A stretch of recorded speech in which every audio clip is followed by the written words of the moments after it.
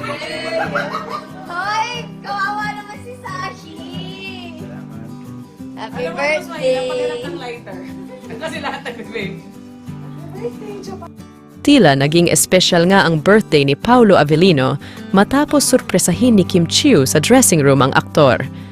Makikitang inawitan pa nga ni Kim ng happy birthday si Paulo kasama ang iba pang staff kung saan nag-blow naman ng cake ang aktor. Kitang-kita rin ang higpit ng kapit ni Kim kay Paulo habang papunta sila sa stage. Masasabing very meaningful ang naging birthday greetings ni Kim Chiu kay Paulo Avellino sa social media.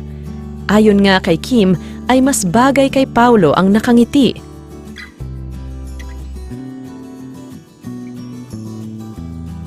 Sa kabila ng mga kaganapan sa dressing room at ang matamis na pagtanggap ni Paulo Avellino sa kanyang kaarawan, hindi maitatanggi ang espesyal na ugnayan na bumabalot sa kanilang dalawa.